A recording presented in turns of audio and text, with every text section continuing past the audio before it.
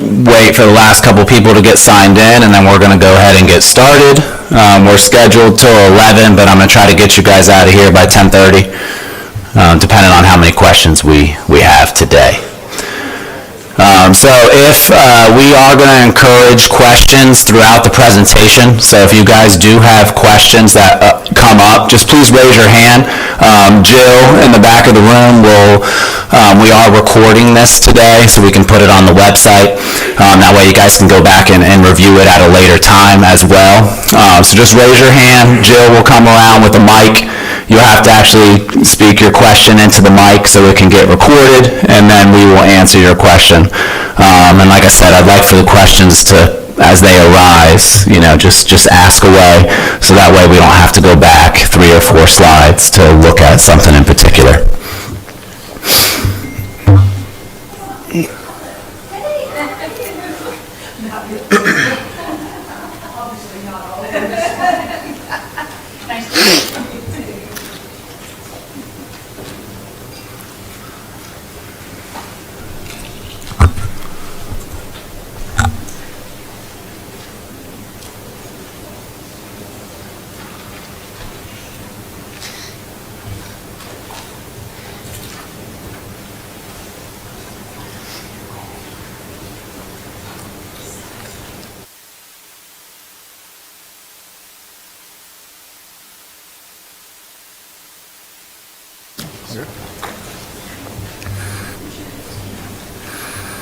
All right, good morning, everybody. Welcome to the 2026 ECHO mandatory workshop. So the key word in that is mandatory. So if you want credit for being here today, make sure you have signed in before you leave. That's one of the most important parts of today is capturing that you were here. So we have some exciting things to go over today. So I would like to quickly introduce our ECHO team, which we'll be working with. My name's Nick Dunham. I'm the Resource Stewardship Director for Volusia County. And we have Daniel and Jill here today. I'll let them introduce themselves real quick. So Daniel Marsh, ECHO Manager.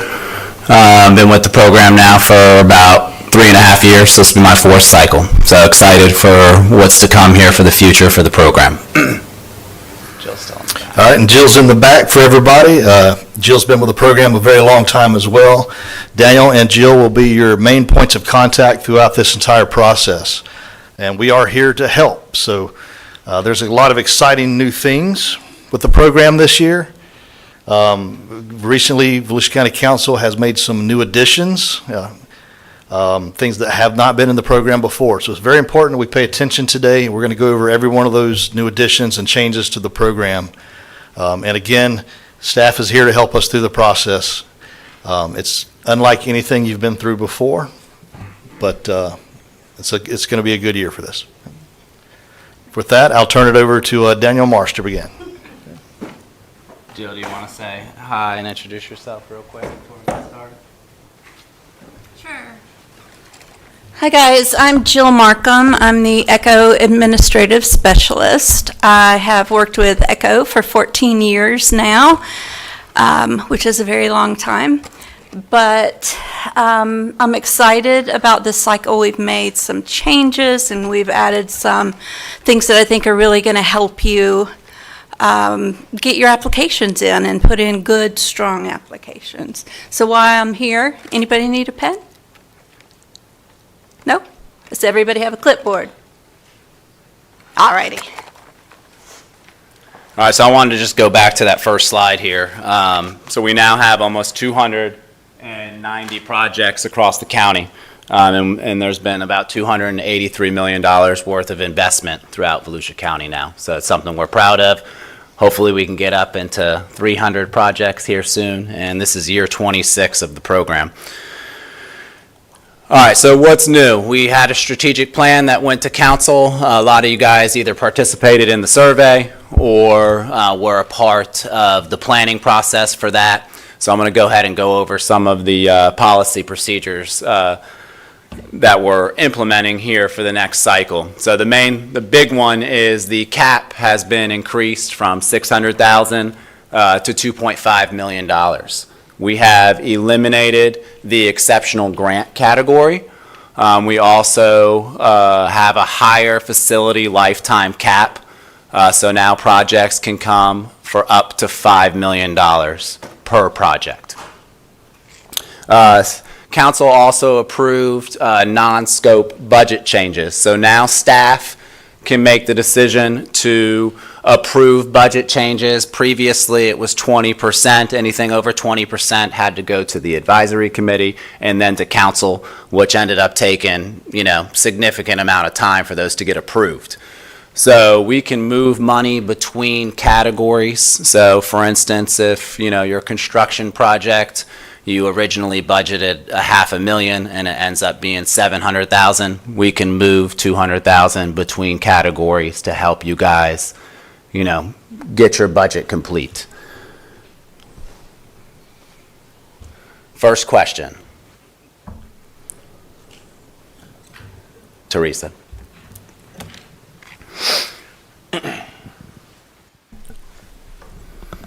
So this is new for the 2026 grant cycle. Are those for grants awarded from this cycle forward, or does this apply to those that are open right now as well?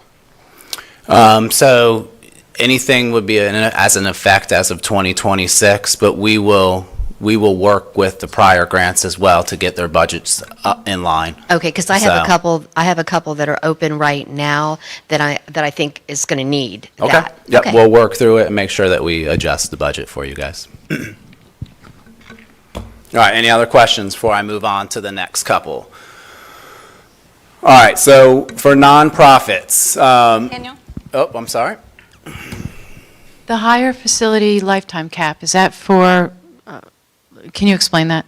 Yeah, so it's per project. So originally it was $3.1 million, so now it is $5 million. So for instance, if you came for project the first cycle for 2.5, you can come in a different phase for 5, or you can have 5 $1 million projects. It's just we're going to cap each project at $5 million.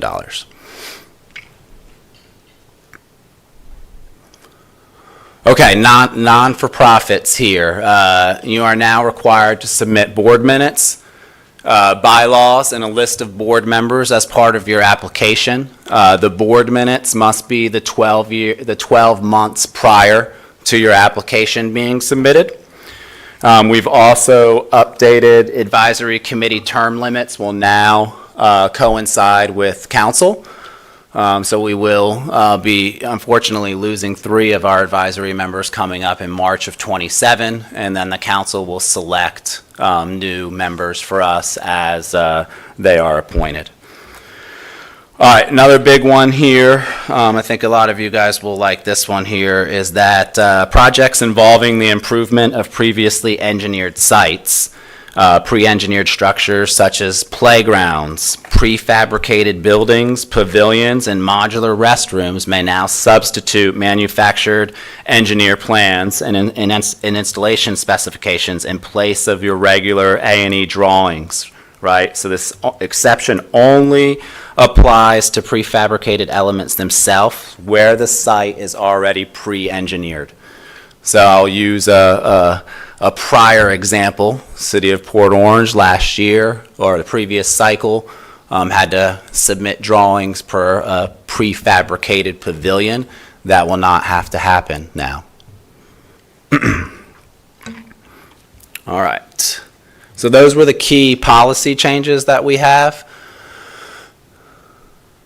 Here's some of the operational updates that staff has put into the guidebook for this year. So the annual reporting cycle will now be on a calendar year. So it'll be from Jan 1 to December 31st, and your first annual report would be due February 15th.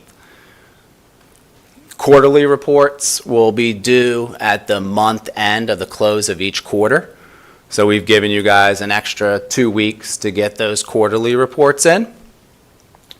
So for the next quarter, which is April 1st through June 30th, if you have a current open project at the time, the report would be due July 31st, and you will be entering it into the new Experience Cloud system that we're using.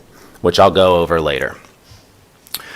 Another main thing that we've updated is the application. So the application, especially in 3 areas, the business plan, feasibility study, and marketing plan, will still need to be submitted with the application.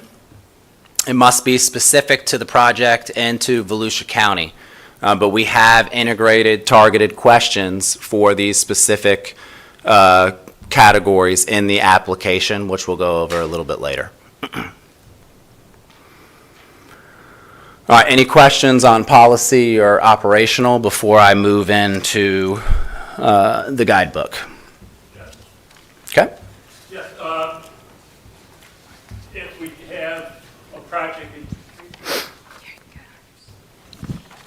If we had projects in the past, we don't have any currently open ones, are we still required to file an annual report?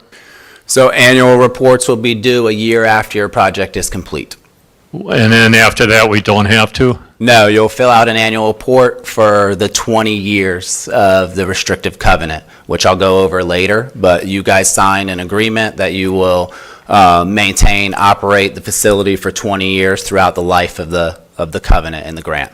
So for 20 years after the project's completed, we have to file? An annual report, yes. Thank Well, it would be a new project. It depends on what project he's talking about. But if it was previously, if you had a grant previously that was 30 or 40 restrictive covenant, then it's 30 or 40 years. All right, so now I want to jump into the guidebook, which you guys have. So I encourage you to flip through and look at the guidebook as we go through the policies and procedures. So I'm going to walk you guys through an applicant's journey from eligibility all the way to finishing an application and compliance. So one thing about the guidebook, it's been completely redesigned. We have got rid of some dense text to replace with some tables to make things easier, some call-out boxes, and step-by-step guidelines to walk you through the process. It's been completely restructured into 8 logical sections, and I believe it is easier to navigate and find the information. So this is a practical tool, not a reference manual. So we're excited. We put a lot of work into this, so I hope you guys like what we did. So I'm going to jump into, so what is ECHO? So ECHO funds finances the acquisition, restoration, improvement, construction of environmental, cultural, historic, and outdoor recreation projects for public access and use. So these are the 4 categories of the program. I put some examples of some of the projects that we get per category. And remember, when submitting your application, you are only allowed to select 1 category. All right, so funding structure. Minimum request is 12.5. You can come for up to $2.5 million. Just know it is a 1-to-1 match. So if you are submitting a $1 million project, 500,000, 500,000 will be, or a million, depending on what you guys are submitting for. Okay, dollar for dollar. 2 years from the award. Once it's awarded at council, the clock starts for you to finish the project. So you have 2 years to finish, and we talked about the $5 million funding cap.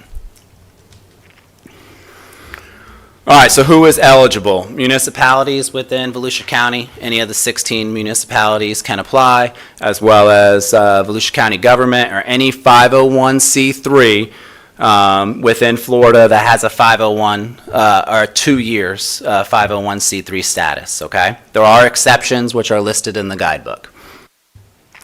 We encourage the applicants to do a clean hands prior to. We have a form that's on our resources page that you can submit, which we will send to our 4 departments to look to see if there's any outstanding obligations that is owed to the county. If so, you'll just need to make sure that those are paid off before you can move forward with the grant process. We will do one anyway prior to when we get your application, but if you guys want to know ahead of time, we encourage you guys to do so. So what projects are eligible? Must serve the ECHO purpose and mission.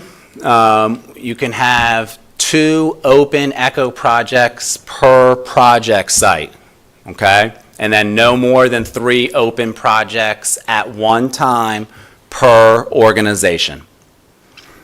And then all projects must comply with ADA, federal, and state guidelines.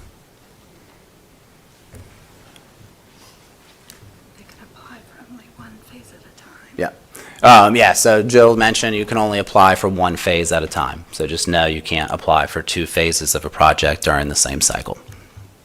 Thanks, Jill. All right, so now we're going to jump into match. So all projects require a dollar-for-dollar match. There's 4 different categories of match. So you have your unencumbered cash, which is, cash in the bank, executed grant contracts, or any pledges. We will look to see if these are there prior to the grant review panel. There's also previously spent cash. So for this, you can have 7 years prior to the application and specific to the project only, you can use 7 years prior of any invoices, proof of payments, or anything that you guys have worked on for this specific project that you're applying for. Then there's in-kind services, which is donated professional services, materials, or labor. And acceptable documentation includes notarized donor letters, written agreements, and/or timesheets. And then there's land match. So land match is the current market value of the property dedicated to the project. And this is a max of 25% can be used. So I'll go into how match is made up depending on operating budgets for nonprofits or municipalities here on the next slide.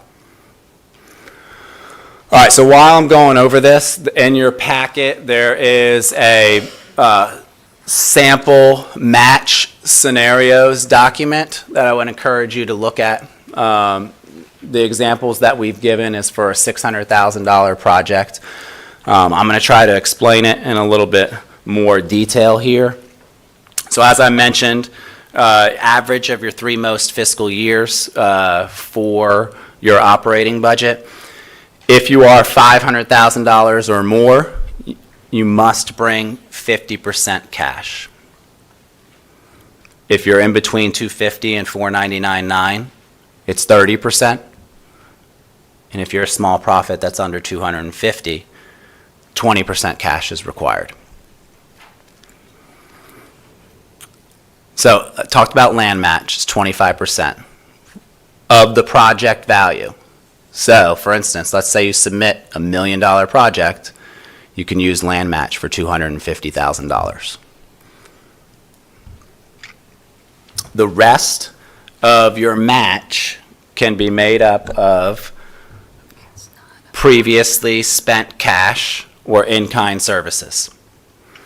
So, if you don't have land match, then it would be 50-50 split if you're $500,000 or more.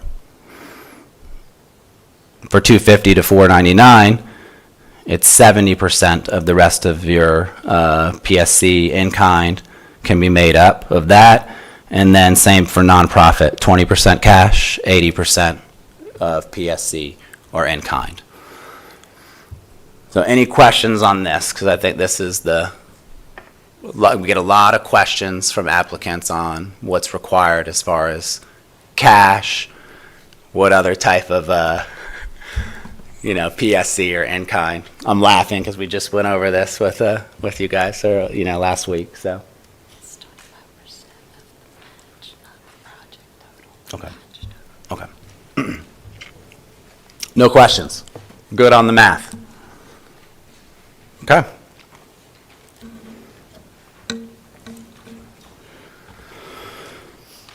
All right, so what are some of the core application components? I won't go over these line by line. They're in the guidebook. One thing I do want to call out is that your project description is very important. It's one of the most important sections of your application.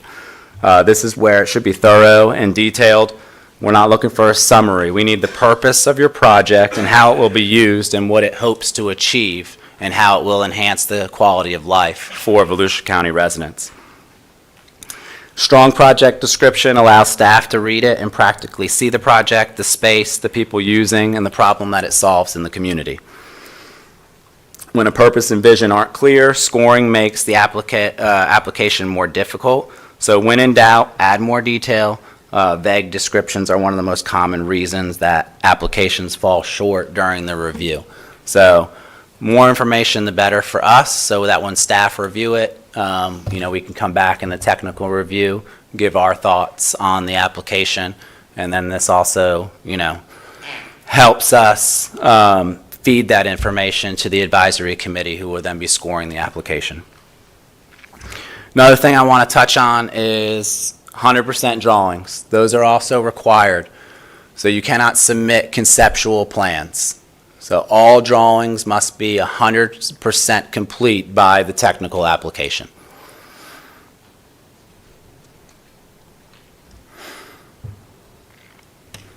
All right, so I'm going to walk you through the application process. We're here today at the workshop. Your next steps would be working on your application. Question about?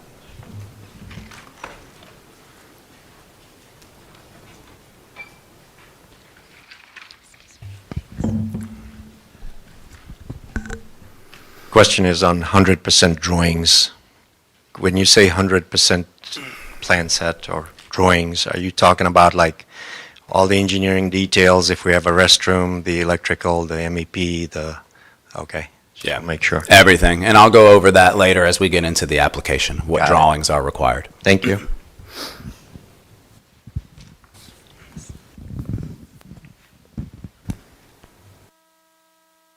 All right, so application, your first technical application is due June 11th at 3 o'clock.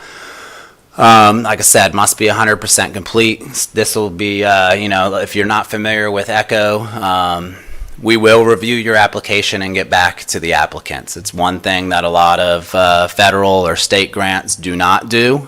With ECHO, we do try to make sure that we can get all applications to the finish line. So we will work with you. Please reach out to us during the whole month of May. We will Team, Zoom, one-on-one, we'll come to you, you come to us, we'll help you with the application. Okay, that's our job. Final application is due July 16th. Once you submit here, there can be no additions to the application, no corrections. Once your application is submitted, we then will thoroughly review it one more time. Staff will give their completeness review and what they recommend to the advisory committee. And then the advisory committee will come out and tour your site on August 13th. Applicants there can give a 10-minute presentation on their project. Will give the opportunity for the advisory committee or anybody from the public who wants to ask questions about the project to be there. And then as soon as we tour the whole county, depending on how many projects we have that cycle, we will then come back at a later time to be announced to determine eligibility, which will happen right here in Chambers. Basically, that's a yay or nay vote by the advisory committee. So they come back and just say if you're eligible, if they believe you're eligible or not to go to the next stage, which is to score your application. So that is August 27th. There will be a scoring rubric that the advisory committee will score your application based off. Applications that receive an 80 or above will be recommended to county council. If for some reason the project does fall below an 80 threshold, that project will still go to county council because they have the final authoritative decision on these grants. And then the plan right now is for the agenda item to go to council probably in October. So, we'll keep you guys in the loop of when it's going to go, but approval will start probably in October. I'm sorry. What was the date for the final application? July 16th. Joe. Chad.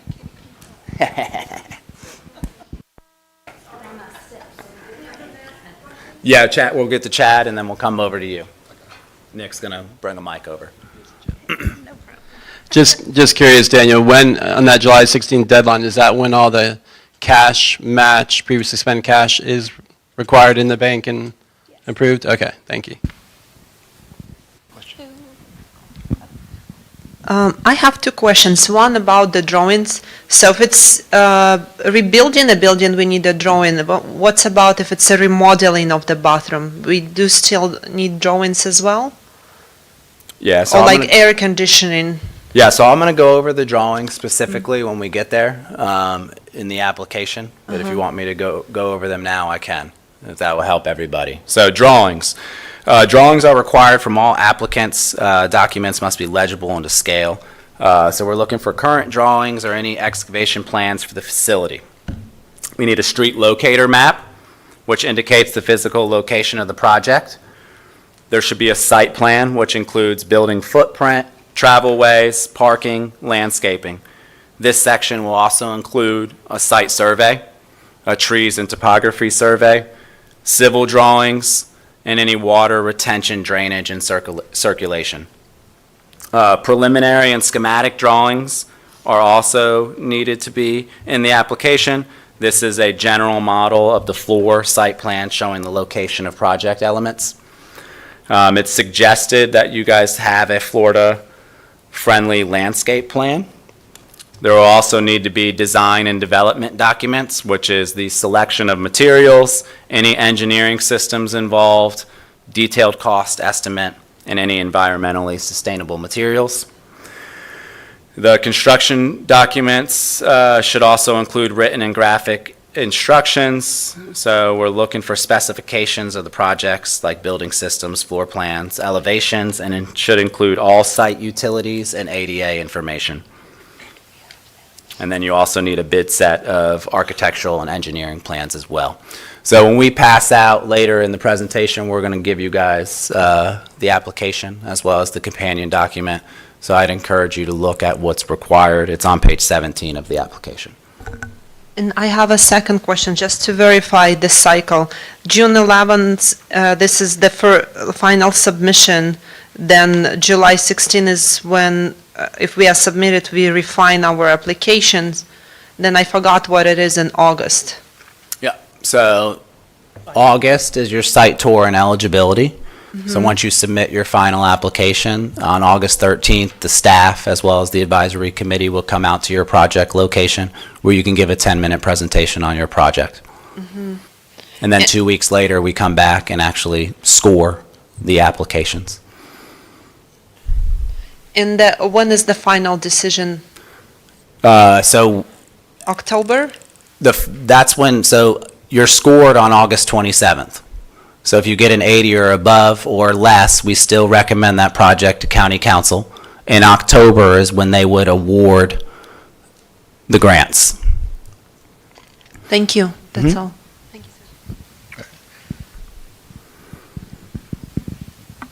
Yes, let's say I got awarded the grant. Do the permits go fast or we have to wait a while? I'm going to jump into that here pretty soon. Okay. Daniel, I just want to add for everybody real quick, just for clarity, the technical application is really, you're submitting to us the application that you have. We will review it and give you feedback. That technical application review period between June 11th and July 16th is when you have the opportunity to take our feedback and make any modifications to your grant at that time. And the things we will review are things that would help you get across that finish line. If you're missing something, if we notice any red flags, that's the feedback we're going to give you. At that July 16th date, that is your final submission. And once you hit that button submit, it is in. There's no changes after that point. So I wanted to declare this. There's two different application deadlines up here. Technical is more like your draft. The July 16th is your final. Yeah. But with the technical, everything is due from the beginning. So you still have to submit the same documentation as you would for the final. Question, Joe?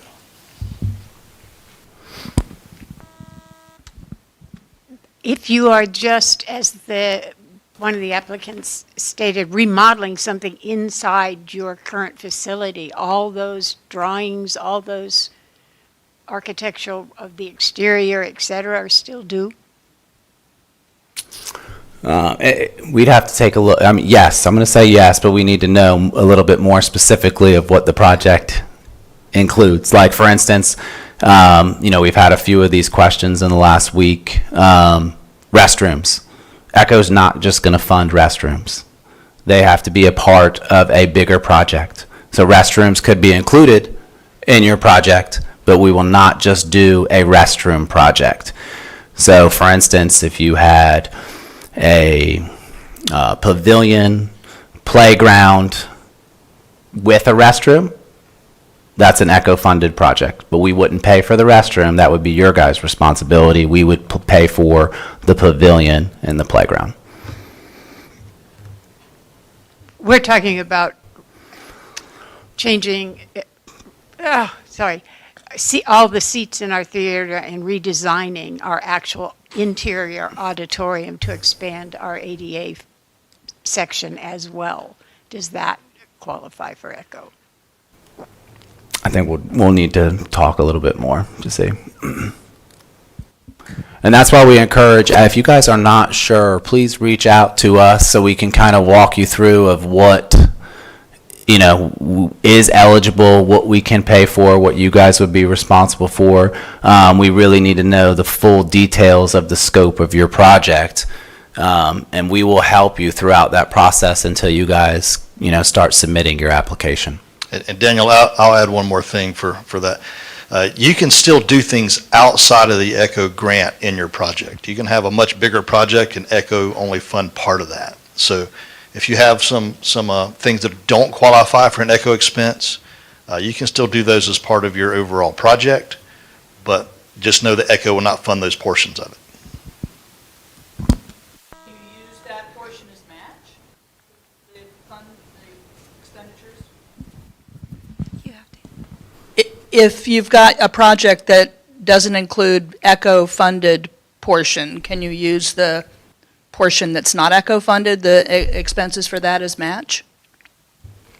You cannot. Jill, go ahead. I know you want to jump in on this one.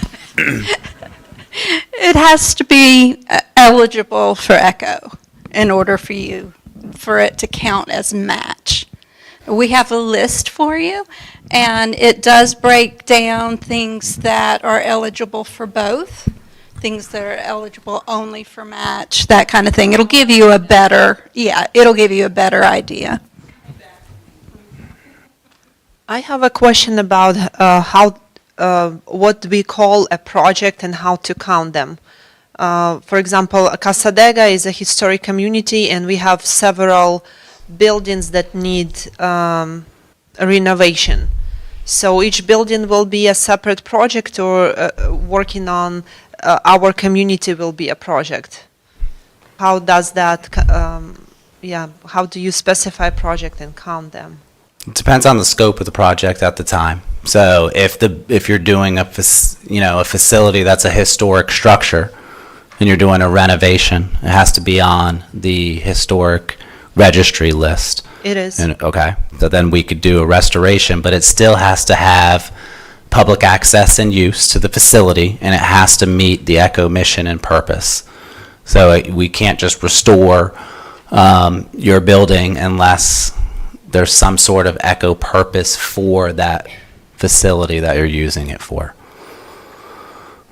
So we have several buildings as you described, which each building considered a separate project, or they can fall under one umbrella as a project of restoring historical cultural community. Yeah, separate project, unless you were gonna bulk it all together, but I would suggest specific project for each, depending on what you're doing. The other thing, when we start writing those grants, can we have one-on-one time and describe what we wanted to do, and you guys give us some guidance on Absolutely. how to, so I don't take your time here? Thank you. Yes, renovation and restorations are two different things. So if you do a restoration, which is a little bit more expensive than a renovation, would you provide some people that we can work with so we don't get in trouble? Yeah, we could give you, we can offer other applications that have done some restoration projects. We'll give you some contacts for what you need, to who you need to speak to. We just can't recommend someone specifically. Just clarification, when the clock starts, if you get the grant, is January 1 of '27? Or immediately when the council approves? When it's approved by council, The clock starts? clock starts 2 years.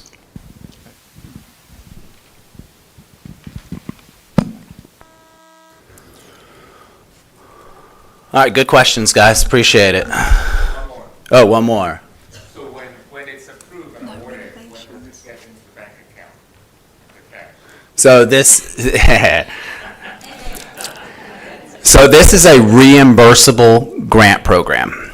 So you will submit reimbursement requests throughout the duration of your project, and then we will reimburse you depending on what you're requesting at the time when you submit invoices, proof that you guys have paid certain things. We suggest that you guys, when you're turning in your quarterly reports, that you're also submitting reimbursement requests.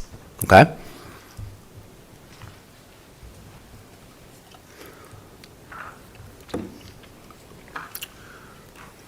All right, so once you're awarded, we will reach out prior to, when the application goes to council, we'll reach out and we will execute a grant agreement before the county council meeting.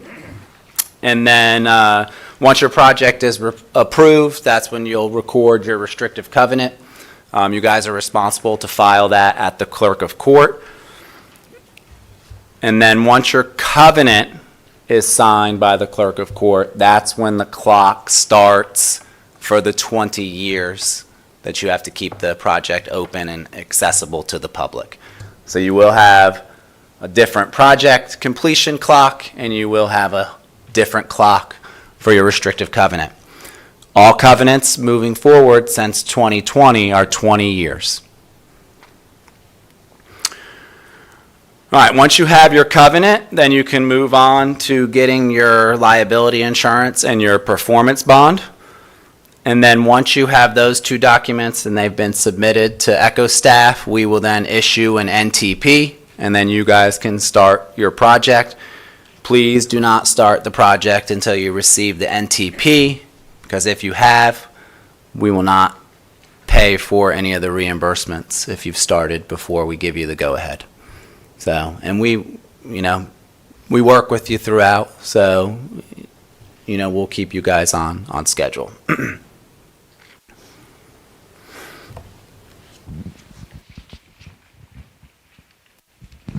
So if only expenses incurred after issuance of the notice to proceed qualify for ECHO reimbursement, can you spend a match portion of the project prior to the notice to proceed? No. Okay.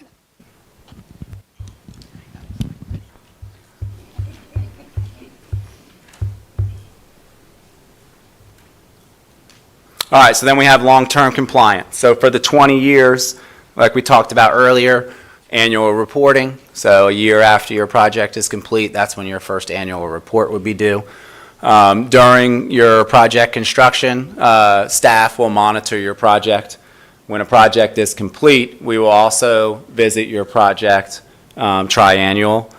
We'd like to get out there once every 2 years just to kind of see your project, where it's at, and then we will we will send you guys out a monitoring letter, which will be in our nice new system now. So it'll be emailed to you right away if there was any findings or concern of the project. So we will work through,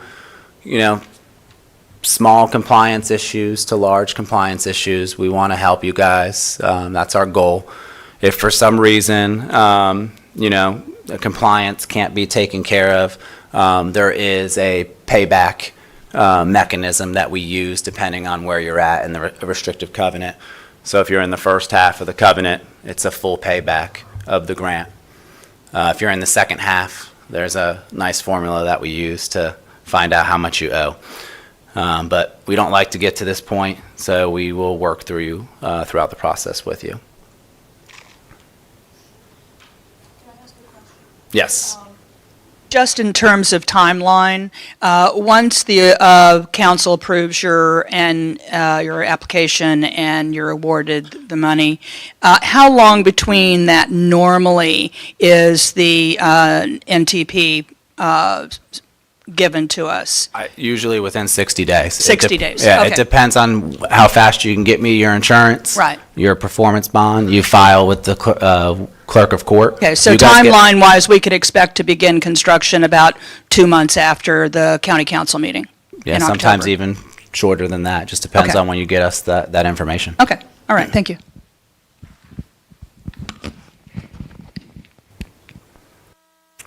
All right, and lastly here, signage. So signage is required for all ECHO projects. There must be a temporary sign that gets posted within 90 days of the grant award. Both the temporary and permanent sign must include the county and ECHO logo. There is the required language in the guidebook there for you. Just make sure that that gets submitted to staff so we can approve it before you guys put your signage out. And then this portion, both the temporary and the permanent sign, cannot be ECHO funds. It's funded by match only, so that is the applicant's responsibility for the signage. And just so you know, temporary signs are ranging between $750 to $1,250. And the permanent ECHO sign is between $5,000 and $6,000 right now. So those signs need to be bronze, granite, corian, or a bronze finished aluminum. So we do have sign companies that we can recommend to you if you do need that. All right, any questions about anything that we've went over so far with the guidebook? All right, so I can give you guys a 5-minute break if you want, or we can just push through and keep going. Push it through. All right, so what we're going to do is we're just going to pass out our other documentation that we have. So this is going to give you, I'll keep talking while they pass out, but this is going to give you the application as well as the companion document, which I'm really excited about, is this companion document that you're going to get with the application gives you a section-by-section guidance for applicants preparing you for the application. This document explains what each question is asking, what constitutes a strong response, and any common deficiencies to avoid. So we walk you through each specific section of the application and what staff will be reviewing in the application, as well as what the advisory committee is going to be looking for when they go to score. So I'll wait till everyone gets a copy before I move forward.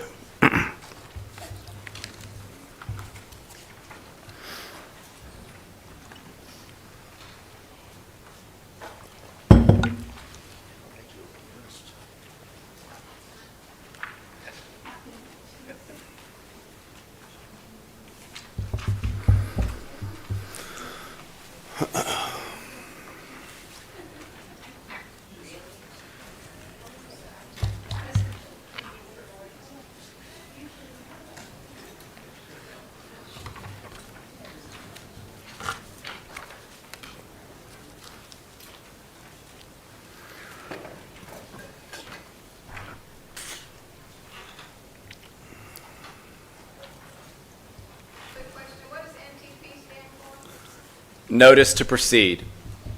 All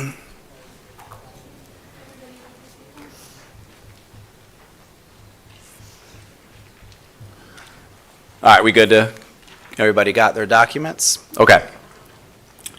So what I'm going to do is go through the companion document as it coincides with the application.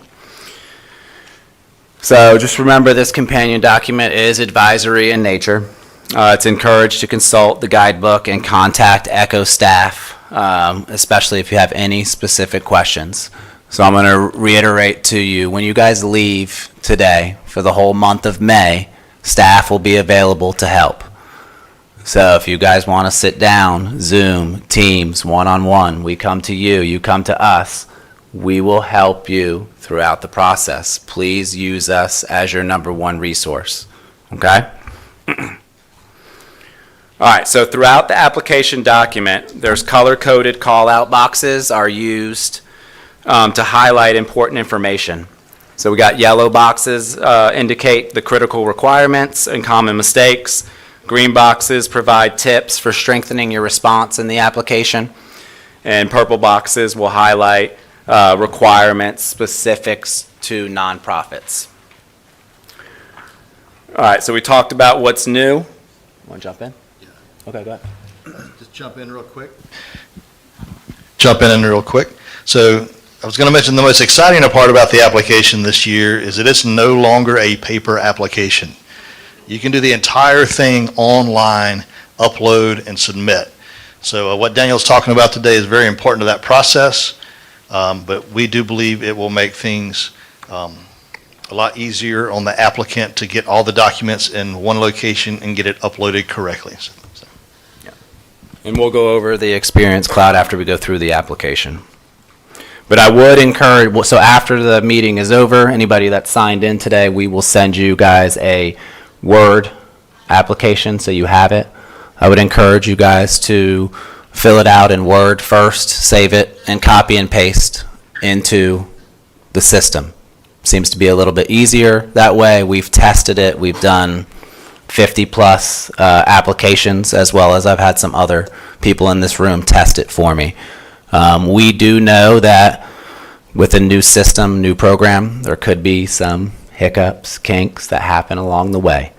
We're here to help you through those. We've caught some that we're still trying to fix, but we will get with Salesforce and they will update and make sure that it is correct, okay? But we'll go more into that, and I have a little training video later on after we go through the application.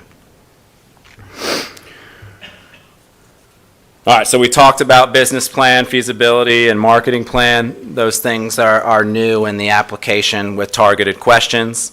We consolidated some questions for green infrastructure. We've simplified the project team question, and the operating forecast detail is in your business plan. We are requiring some tables to be filled out with some information there. And then non-for-profits also have new dedicated supplemental questions that we will be asking, especially when it comes to reserves, organizational experience, planning, and any capital project history that an NFP has had. All right, so we'll start from the beginning. Applicant information. This section identifies legal status and eligibility of the applicant organization. Information here is used to verify that the applicant meets ECHO program eligibility.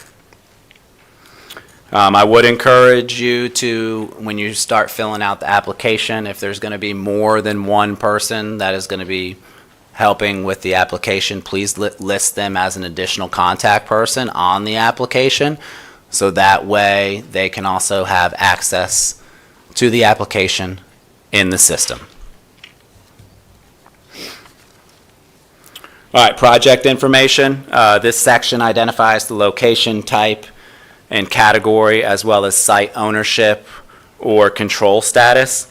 Just know that leases and land management agreements must be binding, and they must be for the full restrictive covenant period, 20 years and beyond.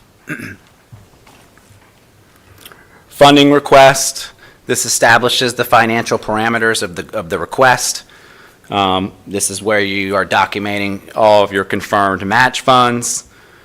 Please use your match scenarios worksheet that we provided. Budgets must be accurate and realistic. Projects will be held to the funding amount approved at the time of the application. Ensure that all the figures are consistent through each section, including the funding request, the budget detail chart, the operating forecast detail, and any supporting documentation.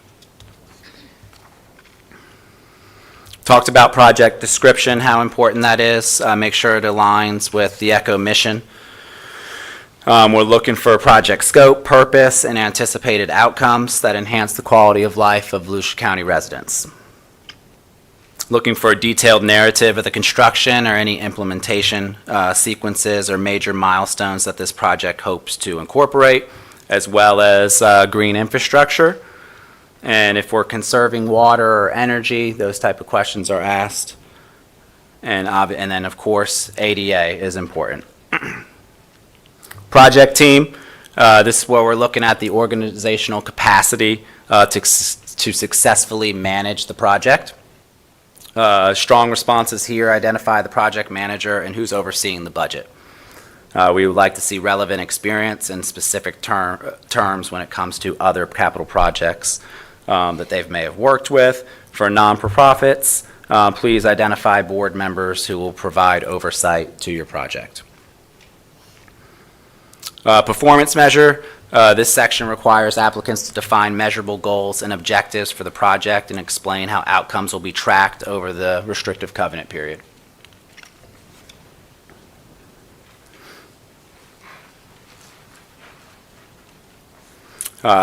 Budget, I won't talk too much about that until we get to, you can actually see it in the system. I think it'll be, we're using the same budget sheet that we've used in the past. It is fillable to where you can use drop downs to select general requirements, construction. You can add line items into the budget, just type them right in. I'll show you guys that a little bit later on. You'll comply to the restrictive covenant, which everyone must do. And now getting to the operating forecast detail and business plan. So I'm now on questions 33 through 39.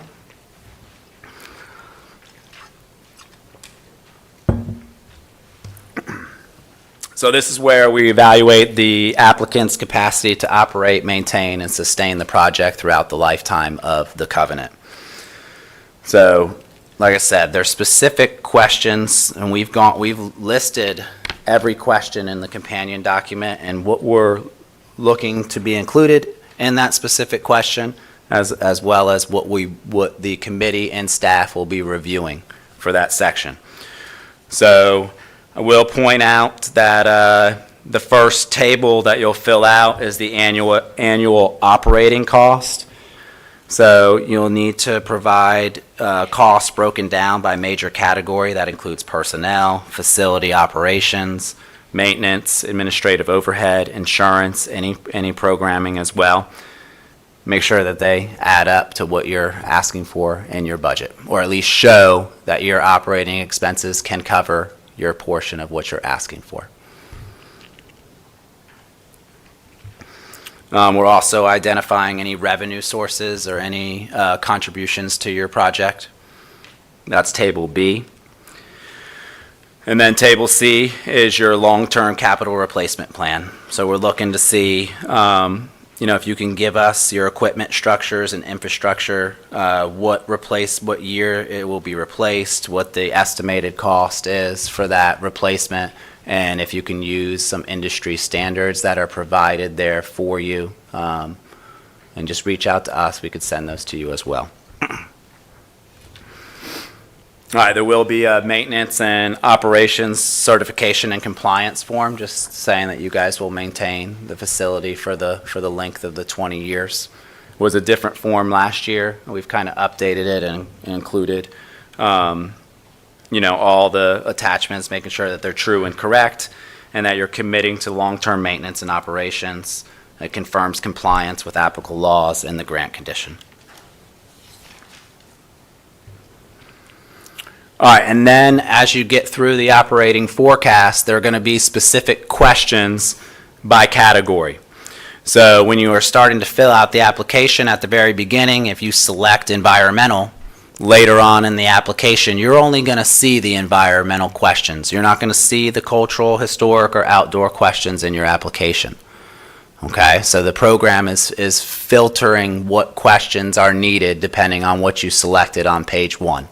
So just know that you're not responsible for all 8 questions here. If you're historic, you're answering 2 questions. So everybody's got 2 specific questions that they would answer for the operating forecast. And then if you're a nonprofit, there are some questions there, 5 additional questions regarding long-term fiscal sustainability.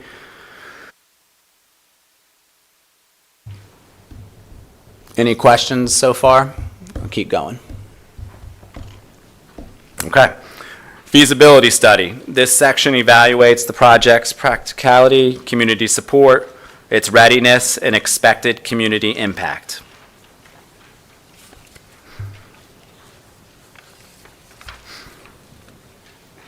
So we got quality of life to the residents of Volusia County. You know, have you guys done any similar projects or scopes of this magnitude? You'll identify any permits or approvals or regulatory requirements to the project. And we're looking to make sure that your project is scalable. Again, there's category-specific questions for the feasibility study. So depending on what category you choose, there'll be 2 questions that'll pop up in that specific section as well.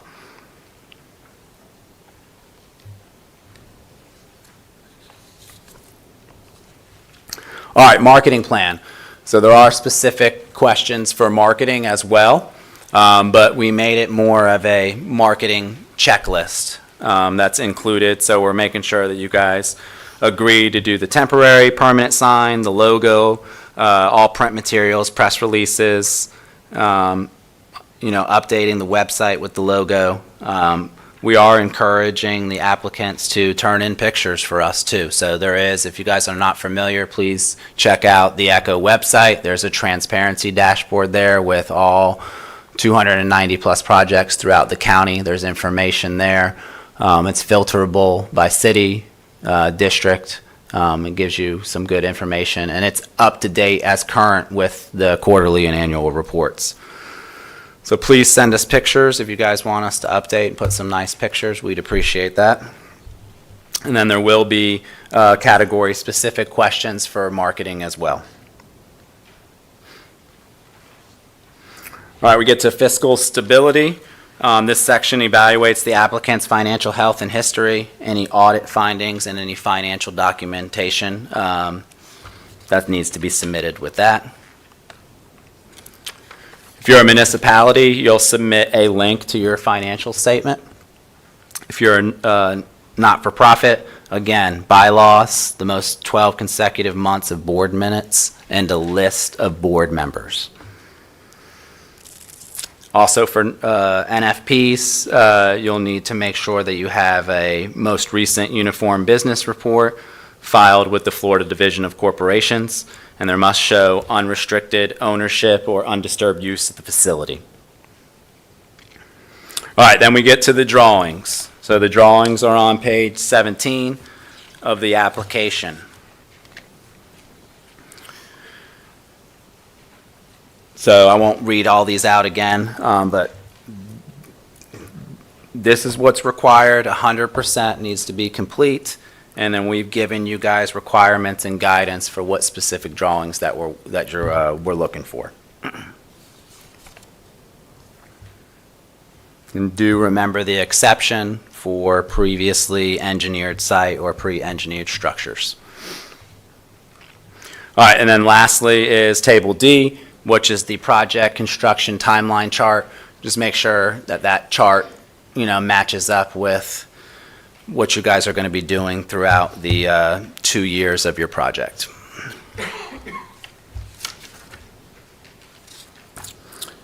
So when you guys do fill out the application online, as we'll go over here in a second next, you will not be allowed to go to the next screen. There will be a red asterisk on questions. So if you don't fill something out, it's not going to let you go past that next screen, okay?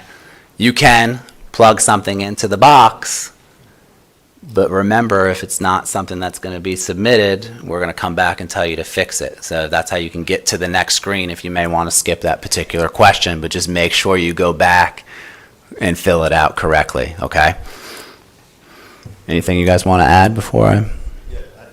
Just want to add for clarity, especially for those who may have not applied for an ECHO grant before, The new questions for the business plan, the feasibility study are supplemental questions. You still have to submit a business plan and a feasibility study. The questions are just additional questions to those studies.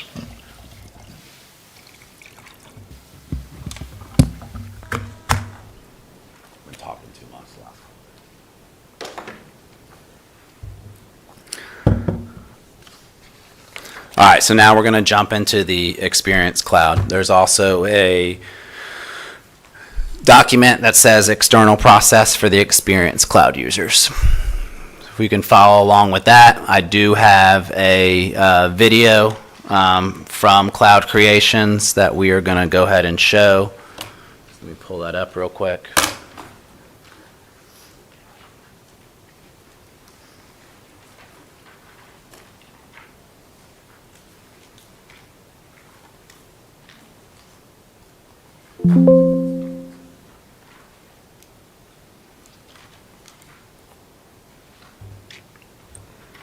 All right, so I am going to pause throughout the video and highlight some key things.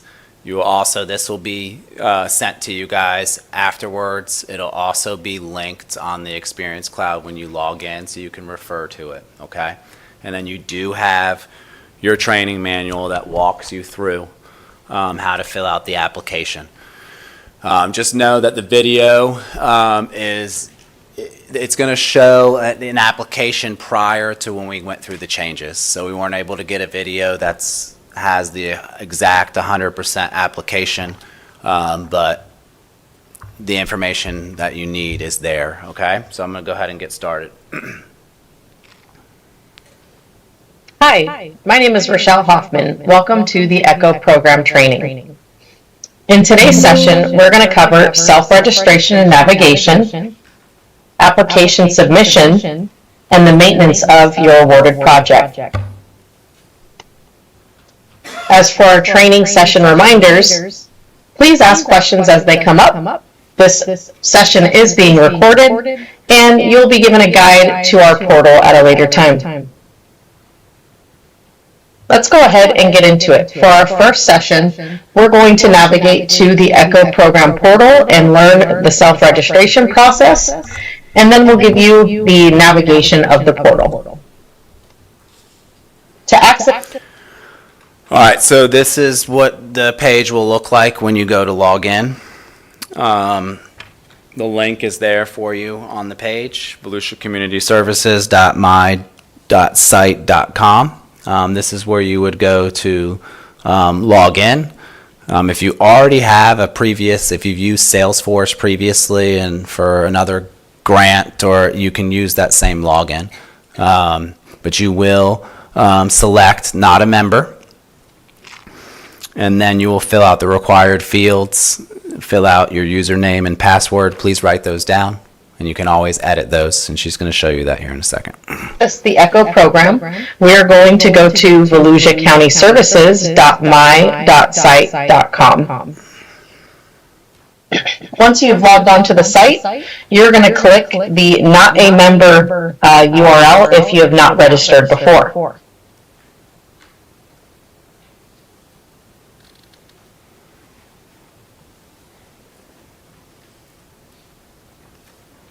And you'll fill out the details provided on the screen. We're going to create a user for myself.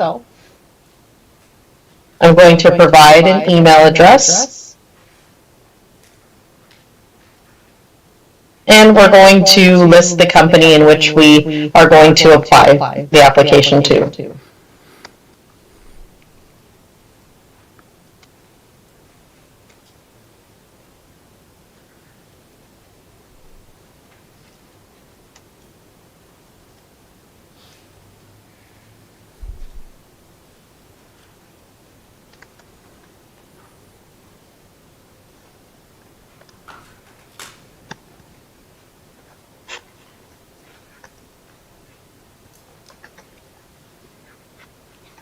After our registration process, we should be expecting an email.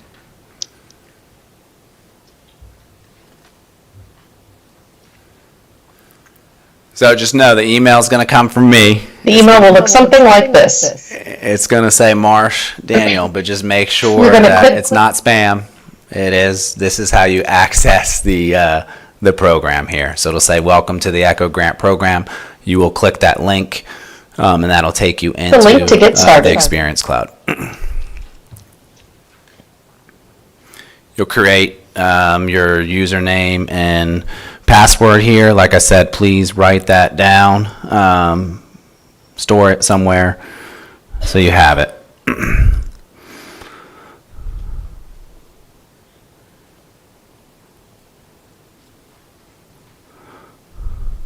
All right, so once in, this is what it'll look like here. So you have different tiles that we've created here, so you can simply submit an ECHO application by clicking this button. Your annual report is on here, your quarterly report form is here, your reimbursement request, budget change forms. Anytime you need to contact us, you could do it through here. There will be program announcements listed underneath, as well as all your quick links on the side so you can reference these things. So when you guys do log in sometime next week, you will see the link for this video here in the announcements column, okay?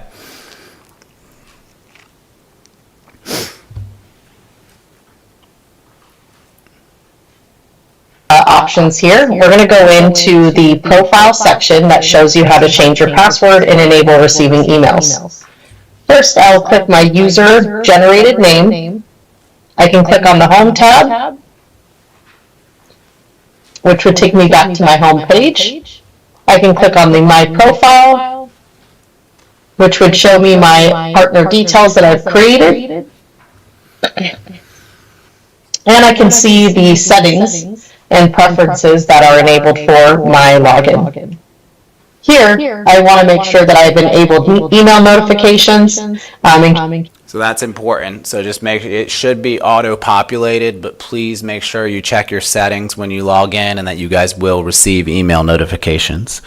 So we'll talk about, there is a chatter feature on the cloud that we're going to try to get the majority of you guys to use. So that way we can track conversations back and forth. You guys can obviously still email us, call us, but what we're going to do is we're going to try to track everything into the Experience Cloud so we can keep up with your project.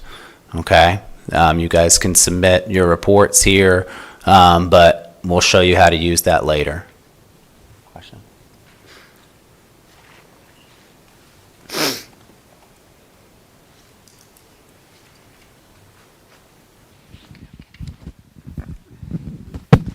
When using the program, will it send like a notification to us that there's correspondence there, or do we have to actually log into it continually to see if there's any correspondence in the program?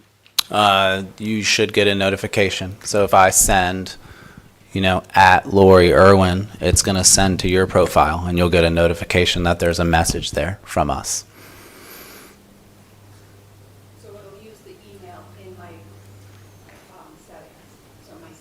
Yes, it'll correspond with what you put in your profile.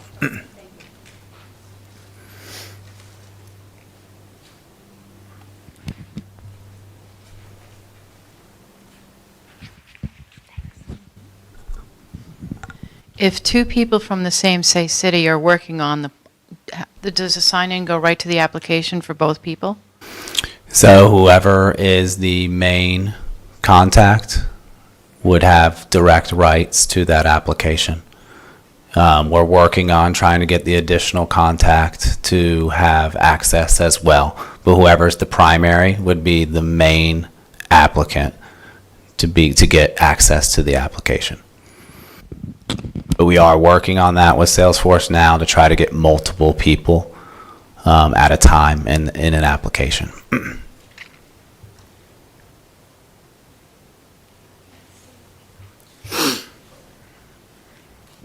Forgive me if it's redundant, but multiple people into the application, can we already get multiple people into the platform? Like, can our director of operations go pull down reimbursements, even if I'm the one that applied for the the grant? Yeah, yep, Okay. they just need to register. Perfect. Yep, so for you, if you guys have 4 different people, just register, your names will get added in.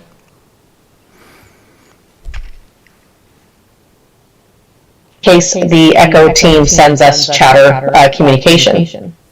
If I've changed anything here, I can go ahead and press save. If I'd like to change my password, I can do that by hitting this button here. Next, you're going to see the details of your organization. You're going to see the details of your organization.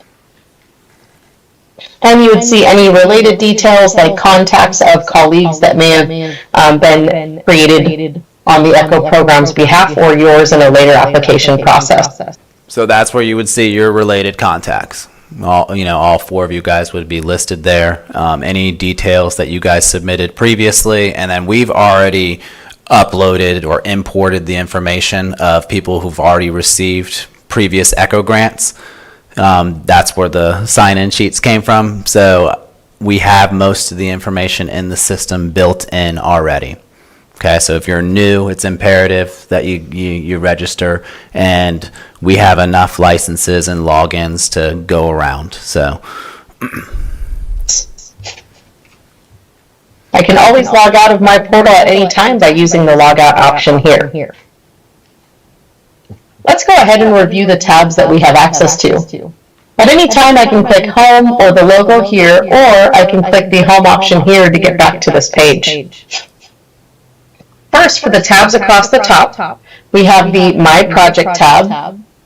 If you are awarded a project, you would expect to see your project listed here. In the My Applications tab, you should expect to see any submitted applications. You should also expect to submit the budget once your application is submitted here as well, and we'll show you that in the application submission session. The support tab that you see will give you access to emails and phone numbers for the colleagues involved in the ECHO program.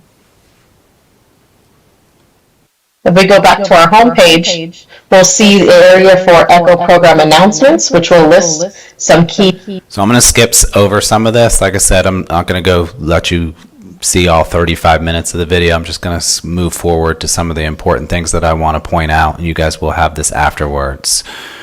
So let's see. Project, we will submit it via ECHO. We're going to go in and we'll be on. And we'll be going to the submit. All right, so now she's clicking the Submit ECHO application, and it'll ECHO pull up application the tile. application here.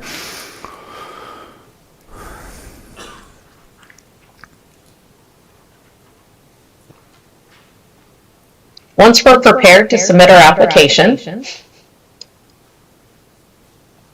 we'll navigate through the following. All right, so you're going to navigate as if, so I would have, like I said previously, you'll have the paper application in front of you, or you already have it filled out in Word, and you can copy and paste into the actual Salesforce, or if you don't want to do it that way, you can just enter the information into the system.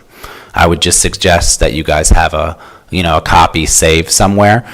You will be able to print your application when it's done, but it's not going to match exactly what a normal application looks like in the Word document form. It's going to print out a little differently, and I'm working on getting it updated where all the fields line up and all the questions are in order, but it's something that I'm going to have ready for you guys before you guys finally submit.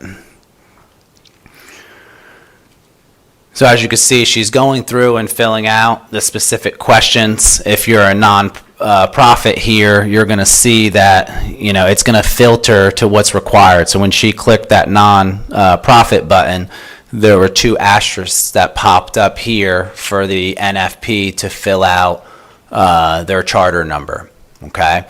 If you would have selected municipal government, those questions would go away when they would not have a red asterisk next to them to be filled out.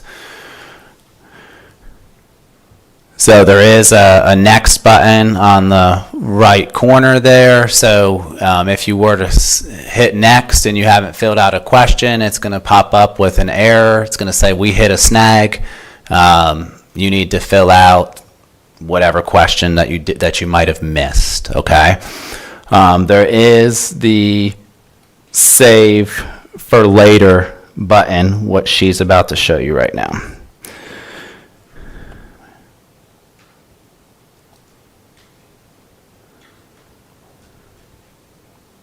So this is very important. If you are going through the application, you're going to get up, the system will time you out. So make sure you're saving the application. When you do hit save, it's going to show you a link that you can copy and paste into your URL, or you can have it emailed to you. And then once it's emailed to you, you can click that link and get back into the application to where you were at previously. So I'm going to let her walk you guys through that. Use the Save for Later option. We'll go through the Save for Later option and show you how it works now. Once we click Save for Later, it's going to ask us to confirm. We'll go ahead and click OK. And we want to make sure that we copy this URL. It's the only way we can access our saved application later. So I would copy it and place it somewhere important in order to get back to it. Now at any point, if I wanted to get back to that saved application, I could use that same URL, and as long as I'm logged into our portal, I can copy and paste it and get access to that application.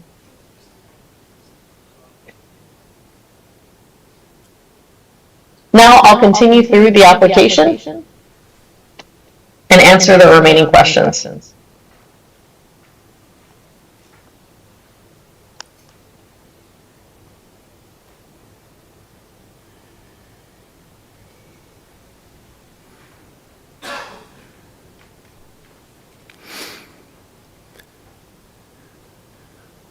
So, like I said, I'm not going to make you guys watch her filling out the whole application, but, it's going to take you question by question, exactly mirroring your paper application as you go through. Like I said, just make sure that you're looking for the asterisks that need to be filled out. There is places in the application where you need to upload files. Right, so she's at the part where you would turn in proof of ownership, your lease agreement or management agreement here, or land agreement. So you would click the upload file button and you can submit your Word document or PDF into the system. One of the cool things about this as well is you guys can name your file whatever you want. When it submits to us, it's going to say whatever your project title is, and that specific document that you've uploaded. So when you go back to your profile, it's not going to be named what you had it originally that you submitted. It is going to be your project title, business plan, project title, feasibility study, whatever you've submitted, so that you can go back and easily find that document. If for some reason something doesn't apply to you, or there is an upload document that is not needed, you would just need to place a PDF in there with a reason why. So you would still have to upload a document, okay?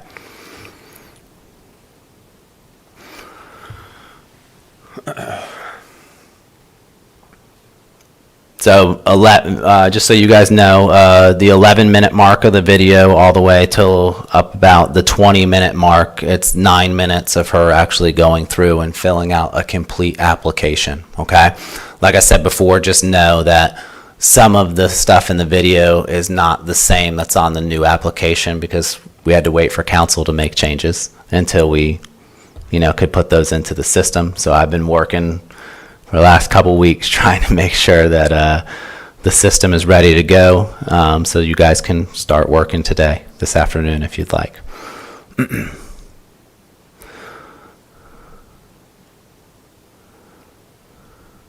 Skip through some of this, and like I said, it goes in section by section. It's in order for you guys. We try to make the process streamlined and easy for you guys to go through and fill out the application.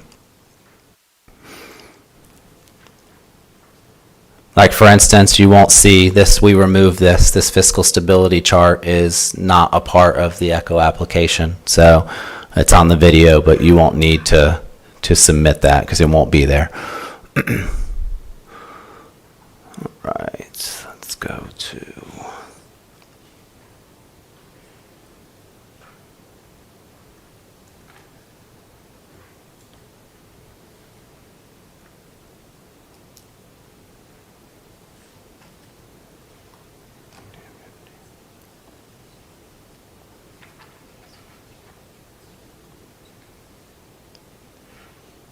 Documents that you believe would be relevant to the application. This is where you be submitting any other documents that would be relevant. This is the last question in the application. You can submit as many documents here as you like. And we're going to go ahead and go next.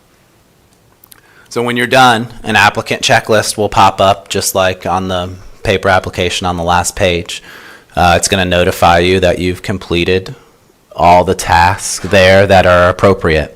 So there will be a difference between a municipality and a not-for-profit, okay? But it will check off everything that you've needed to complete. If you're missing something, it won't let you go past this checklist document. We'll go through the attachment checklist. The only items that we haven't been able to complete is going to be the budget. When we're ready, we can preview everything that we've submitted up to this point, or we can just go ahead and hit the submit button. After submitting the application, we should receive a message indicating that our submission is complete. But don't forget, you still have to fill out your budget form. Let's go ahead and navigate to where we can get to our budget form. All right, so you filled out the application. The budget form is the last piece of information that goes into your application, okay? So don't forget to submit your budget because it won't show up until you do that part. So she's going to go over this part here for you. We're going to go into the My Applications tab. We'll see the most recent application that we've submitted. And we can review the application we submitted here. We can also go to our related tab and start our new budget form as well. So as you could see, they were retitled. All your files would show up in this section. And then also in this, we've removed this submit for approval. That's on staff side that we would submit. So right here, you're going to see print. So this will allow you to, on the details page of your application, this is where you'll be able to print what you've submitted, okay? We'll go ahead and click the new budget form option.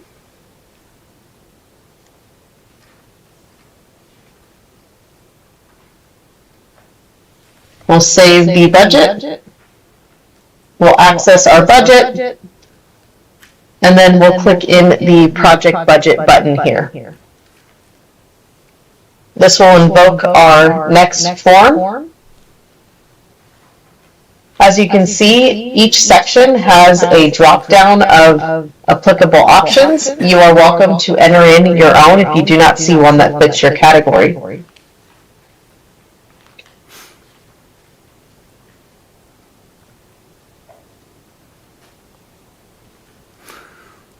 So as you can see, there's drop downs. We tried to put as many drop downs of previous budgets that we've received, line items there into the budget. If there's not one specifically listed in the drop down, you can just type it right in, okay?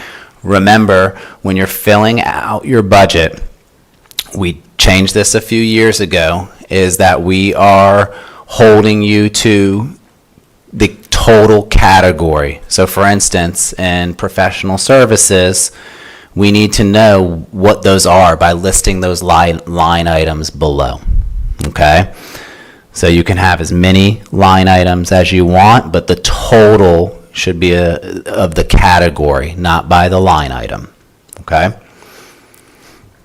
And as you're filling this out, just please make sure that you put in your 4 different categories of match, and this is where you would determine if it's Echo is the pink column, and then anything in the first 4 columns is your match, okay? They don't have to be the same. They could be different, okay?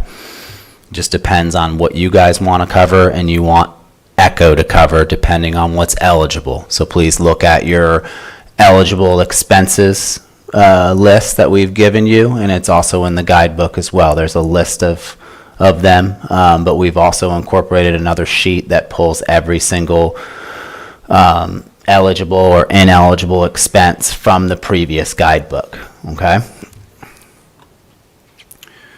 So she then has completed the budget, okay?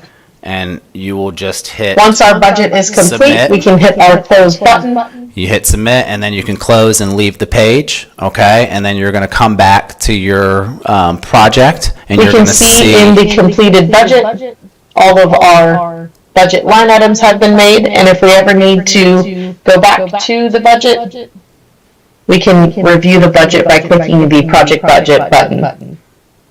Now let's go back to our application and let's see the details that have been submitted against now our completed application and budget. If we go to our Related tab, we can see all of the notes or all of the files we submitted. You'll notice that the file is renamed based on where it was submitted from to help organize the files. You also, of course, see that you do have the budget option to go back and review your budget if you need. At any point in time, you can use the chatter option here to ask for to ask any questions that you may seem necessary after your application process. All right, so once your application is submitted, we will get an email that so-and-so submitted an application. We'll go through the process of starting to do our technical review. When we do the technical review, this is in this document checklist is where you're going to find your technical review document, okay? We will also upload a copy of the previous technical review worksheets that we've used in the past so you guys can see them. So if you're familiar with the process, we'll go through and say questions 7, 9, and 11 need to be updated. We also meet with you guys in person or phone, Zoom, to go over your technical application with you. Okay, this is your time to ask questions, you know, what we saw, what we found, and what we need to change. So we encourage you to change those things if we do provide that information to you. If you don't take our suggestion, you know, you don't have to, but we're trying to get you guys to the finish line, and we're trying to get the 80 score for the advisory committee. So please, update as needed, okay? All right, so chatter feature. Chatter feature is going to be on the right here. There's a word that'll say chatter. This is where you could put in, at Daniel Marsh, at Jill Markham, if you ever needed information, or like I said, you can continue to email us, call us, but we're going to start putting this information into the system so we can follow along and we have that data stored somewhere. That we do get a lot of public records requests. We do get advisory committee that want certain documents as well as council. So this is a way for us to track the progress throughout construction, compliance, 20-year covenant, okay? So please, I know it's something that's different that we haven't used in the past, but please try to start using this. It'll help us out, okay? You'll also notice that the application includes the document checklist. All right, so let's see. I'm just going to navigate a few more minutes here, guys. All right, so now there's also, like I said, there's quarterly reports, the annual, the reimbursement requests, and the budget change as well. So she walks you through that process for each of these. So they're the same forms that you've seen in the past. You just go ahead and click the tile for quarterly report. All the quarterly report questions are going to pop up. You'd create new document here. It's going to say, do you want to do a new quarterly or an annual? You'll select quarterly for this instance. And then, like I said, that document will pop up. And there it is. Short and sweet. All right, easy to fill out online. You type in your project will already be preloaded here. You type in your quarter, you type in your grant number, your design percentage, completion percentage, and then the rest of the questions. And like I said, we will send you all the forms previously that we used so you can follow along with what the system is now showing.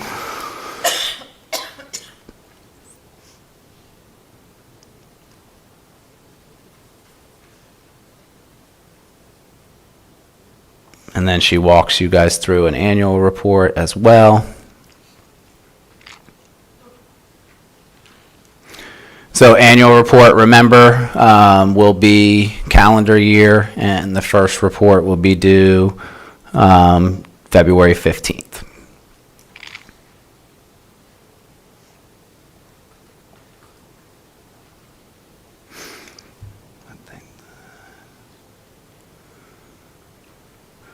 Here, she's walking you through a reimbursement request.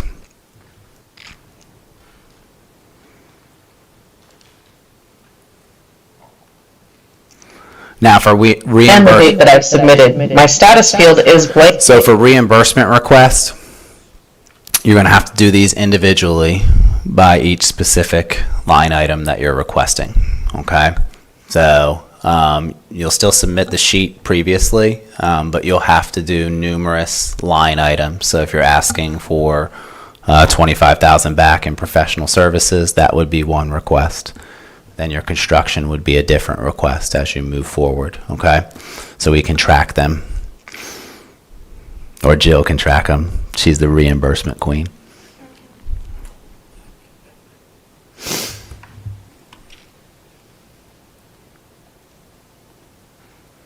And I can click save, or if I want to create another reimbursement request line. So that's very important. So you've already filled out your first reimbursement. You can hit save and new. It's going to auto-populate the information that you already had previously. Just change, whatever category that you're asking for this time, so you don't have to continue to type in the same thing over and over, okay? And I can click save and new. And I will repeat the process until I have added in all of my reimbursement requests. These reimbursement were reimbursed. I should see the reimbursement related back against my reimbursement request here. We're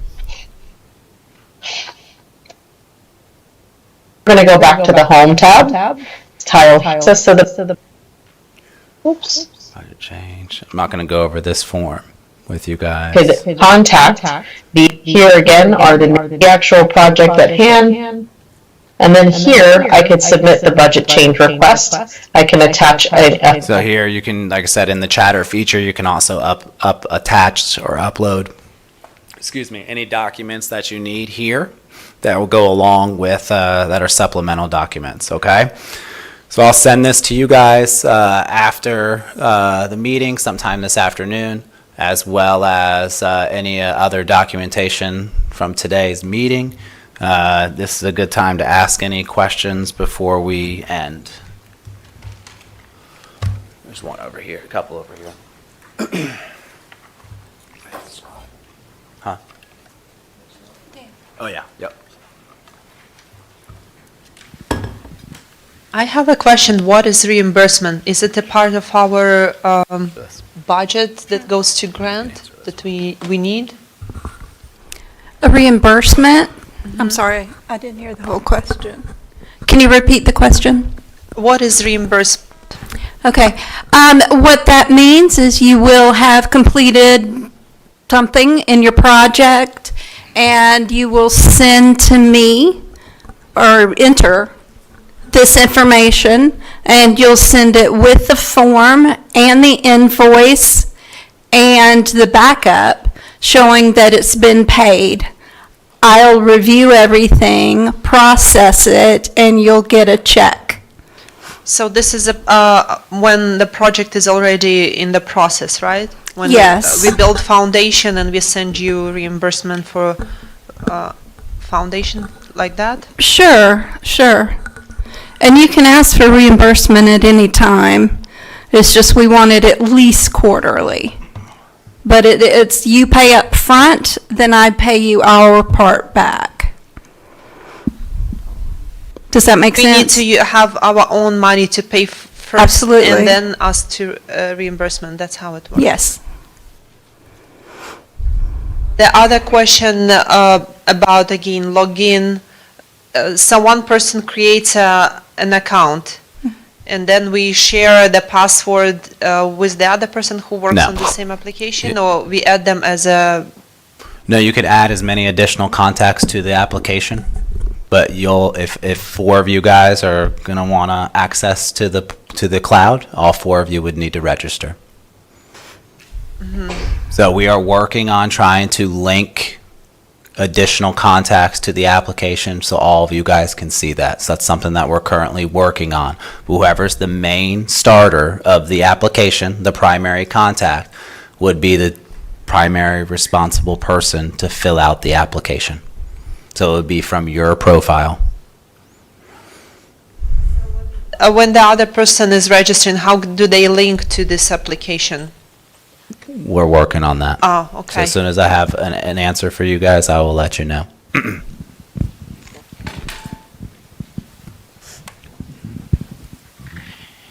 Is this annual reporting process in place for already completed projects, still within the 20-year?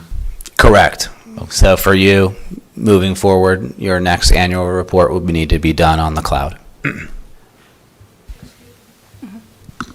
So following up on that, so for completed projects, the next annual report is not due until February, and we'll be doing it on the cloud. So we're not reporting this July. So you are going to be reporting July. You'll be getting an email for that here shortly, and it will be paper. Oh, okay. Okay, thank you. Will you help pass out mics?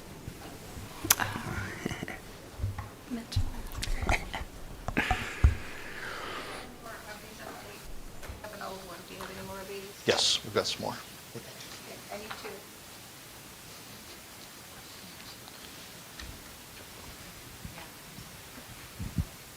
Just want to get something straight. So let's say I'm building something. I need an engineer's drawing. I get that before I hand in the application. It's part of the application. And then I get reimbursed for it afterwards if I'm awarded? Correct. Okay. Thank you. That's correct. All right, regarding the budget document that you upload after you've submitted your app, if you need to step away from it, is there a save it for later feature on that specific budget submission? And do you get a link similar to the application process? I don't think so. Not on the budget, no. I'll look into it, see if we can add a button there to be saved, but as of right now, there's not. So just to follow up on those questions, so let's say we start the project today. You require 100% plan sets to be submitted by July 16th at least, to be finished. June 11th. June 11th, sorry, technical application. What about the permits? I mean, permits are going to be, that's you guys' responsibility to have those done prior to, before you can do an NTP. Right, but we don't have to have it by the June 11th. You'll date. just need to identify those permits and what you guys are working on in the application. Yeah, and I'll add to that, throughout the construction process, you are required to do all your own permitting throughout that and make sure that you're following your permitting guidelines in your areas. Could you give a couple of examples of what would be appropriate chatter situations? Is it simply, it would replace emails to staff, that kind of thing, right? Okay. Yeah, that's what we're trying to move forward to. So, I mean, she's got another question. You could say, hey, at Daniel Marsh, we just submitted the application, or hey, we have a question on our project, or just anything. We need to try to start utilizing that because it's a way for us to keep track of the back and forth between It's amongst new another. to us Great as well. idea, messaging board kind of thing. Yeah. And then if you get the notifications from the app for different things that pop up, are we going to get chatter notifications? Yeah, so if I would say I needed to get in touch with you, I'm going to put at your first and last name for what you've created on your profile, and that information will be attached to your project or application when you get the notification.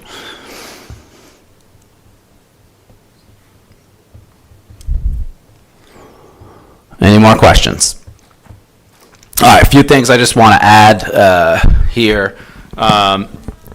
So renovations, we don't do renovations. It would be improvements, construction, acquisition, or restoration. Those are the four categories. So I know that a couple of people asked about renovations. It's not a category for Echo, okay? Land match will be 25% of match total, not the project total. So I misspoke earlier. Thank you, Jill. Feasibility study, make sure those include hard numbers, okay? And we don't cover any maintenance, so no maintenance or maintenance facilities, okay? We also will not cover any items that we've already paid for in a previous grant, okay? So if we've already been to your facility or project and we've paid for something, we will not pay for it again. However, if you have a playground, for instance, and you want to add on additional ADA elements to that playground, or there's a new expansion or square footage of a current project that you already have, we will work with you, but we will not pay for anything that we've already paid for previously. And I believe that's all my notes from things that I may have misspoke to or just wanted to clarify. I thank you guys for coming out to the workshop. Like I said, please use us as your guide here in the month of May. We will meet with whoever wants to meet with us. I've met with numerous people in this room already for their projects, so please reach out. I'll be gone all next week though, because I'm going on vacation. So you could use Jill or Nick. You could use Jill or Nick next week. So, but I will be back in May. It's fine. I deserve a break, right, Nick? Now, we've put in a lot, guys, we've put in a lot of work to this. We hope that this process is easier for the applicants. We've tried to streamline it.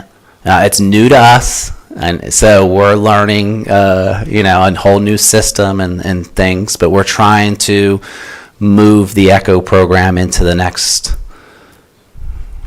where we were way behind. We needed to get it caught up to 2020. So please leave the clipboards. You could take all the other information that you need. Check out the website, and I'll send you guys, whoever signed, if you haven't signed in, please make sure you sign in. I will email you guys later on today before I'm out of here, okay? Thank you guys for coming. Appreciate it. And I'll be here, if you guys got more questions that you guys want to walk up and ask questions, we'll be here. Thanks. Hey, how you doing? Lisa. Hey, nice to meet you. Yes, sir. Yesterday. Yes, sir. Thanks. How you doing? This is awesome. Perfect. I'm glad I actually came tonight.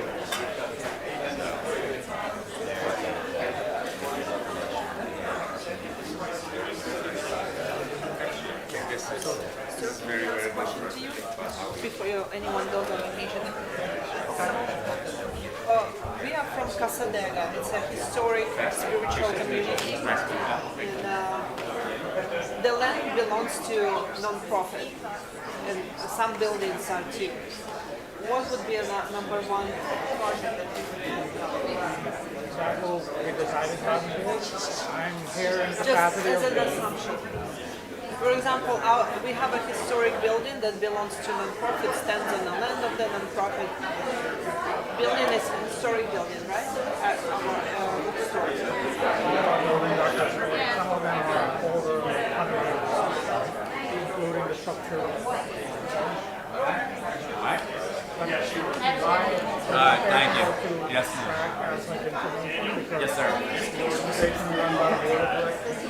And I feel from here on But I need to understand the term renovation versus restoration.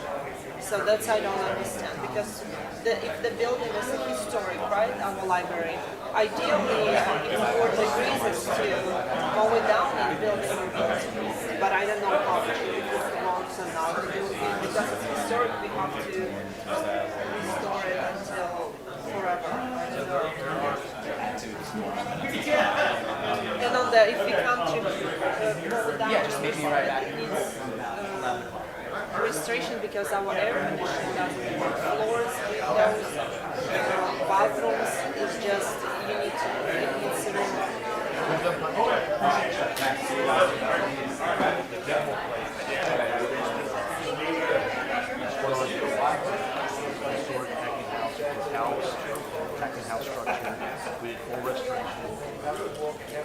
So it's not renovation, it's a restoration, right? If it's a historic building. Both of those categories fall under restoration. I know. The main Yes, it is. So public access means that the road is city road and people go there as just regular citizens. Right. So it can be on a schedule, it can be like a Monday through Friday, guided, non-guided, as long as the public can have public access. Yes, it is. Then it should be.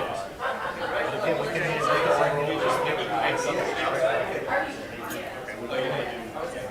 this and this, but this qualifies. We'll be able to tell you, looking at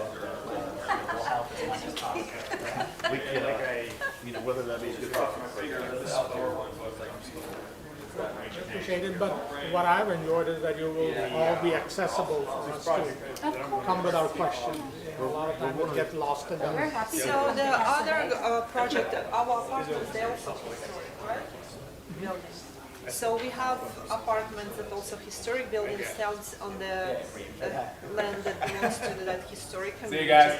And we rent them out to support our bills. But they also ancient. And it does have public access, but also we rent it as to people. It's like apartment buildings. You have to remember that one of the requirements has to have an eco purpose. And that's not an eco purpose. I've gone through some websites. What is eco? So the purpose that you would be talking about would be historical. In your situation, it sounds like historical, which would be restoration of that building. And provide public access to that restored building. Yeah, the whole town is a historic town, so people go there, and we do have slums there too. We have those old apartment buildings, historic buildings, and quality of housing and how they look affect And we wouldn't the be able to experience. we wouldn't be able to restore any housing that people are living in. It's just not showing We up. won't be able to do that. Even if it's a historic, So I guess our project, it's a gazebo. It's also a historic site. They were doing gatherings. Gazebo? In front of the church? Yes. Behind the church. Oh, okay. Yeah, we had But we do have money gathered for that, right? that's what I was sharing. We had a benefactor that supported, she donated a lot of money for the fountain, independent money, all of her money, and then she was also in process of supporting that gazebo rebuilding, and she passed. So she designated funds, the buildings are purchased by the installer, so it's in small fragments, but we also have reserve funds for that, and that I And do we feel- need funds for this project? No, but once again, our inquiry is to take it to the board and then let the board. But anyhow, for that gazebo that we're not remembering, it is right behind the temple. Yes. And it is a public access, people enjoy picnicking, sitting, meditating. It's a park, etc. yes, a public. It's So part of a the park could be a recreation project.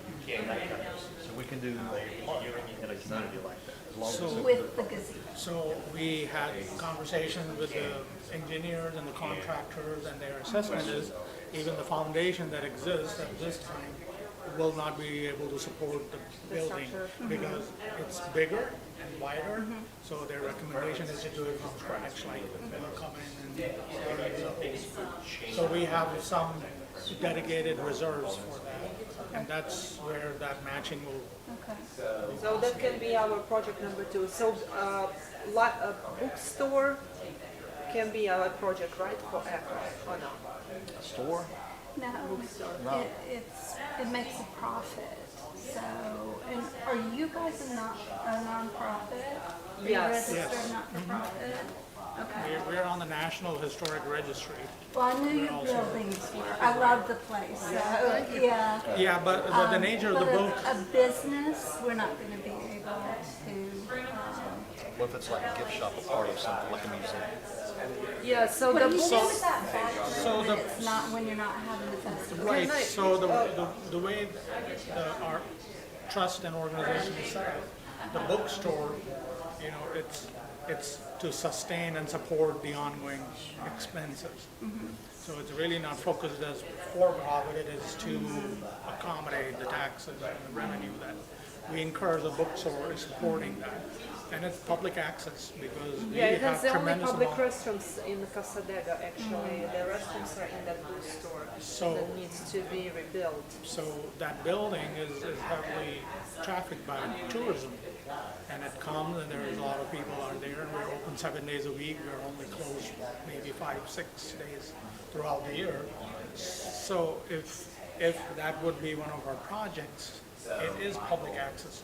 The room that you're remembering, the back room, is used for our board meetings, it's used for our classroom space, it's used for receptions when outside people want to come get their renewal of vows, getting married.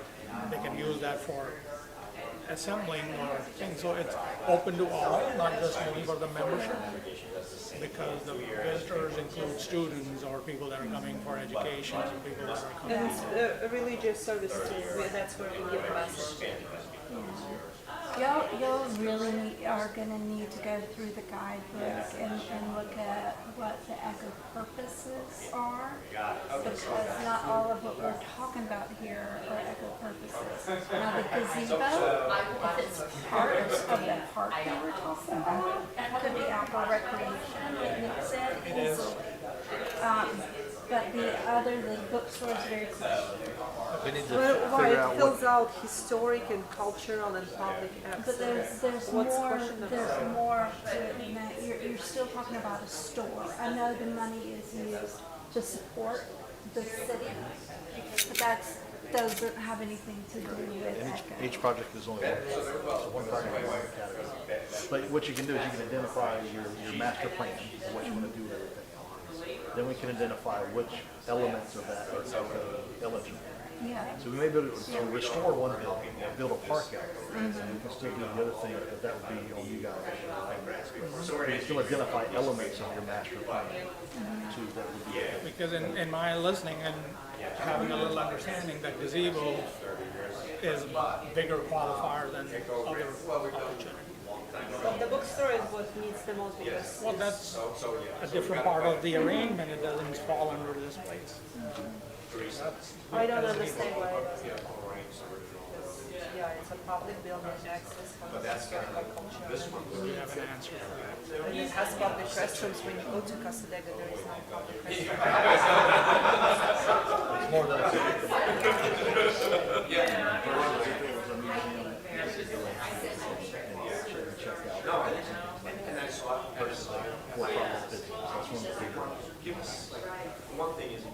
But like I said, look at the whole master project. Just meet with us again. We'd love to meet and see the bigger picture, and then help you figure out what. But there's we can do up to 3 projects, right? One per cycle. One project per cycle. Three One open project per cycle? projects at one time. So this cycle, we only can submit 1 project, right? So probably it would be a gazebo because we already have things Things together. lined up. We have the architectural drawing, we have contractors in place, we have match money. So, and that could be the outdoor recreation. Yeah, just remember to include more than just the gazebo. Put some picnic tables out there and, Right. you know, that kind of thing. I'm taking Make- your make it a personal, park. I'm taking your Make it a personal request, park. Jill asked for Can we it. put a swing, I want a swing, yeah. Well, yeah, there's more to it. So we're excited because listening to it gives us some clarity. Maybe there's some background work we can work for the other buildings. ADA components are going to be used and required, so you could have a walking trail, something like that around that same area. Educational kiosk for a big component that will qualify for that. Signage, we do a lot of educational signage, and y'all would be a really good place for that. I do feel that What we, would be educational signage? do you remember those plaques that are in front of the temple that talks about the history Yes. of the Holy Temple and the park? There's a lot of history. We might want to include that because I think we have them through another brand system. I think the time is already expired, but they've been so long, and the surface is cracking, so they're becoming poor to read. So that would be a wonderful addition to Kobe Memorial to.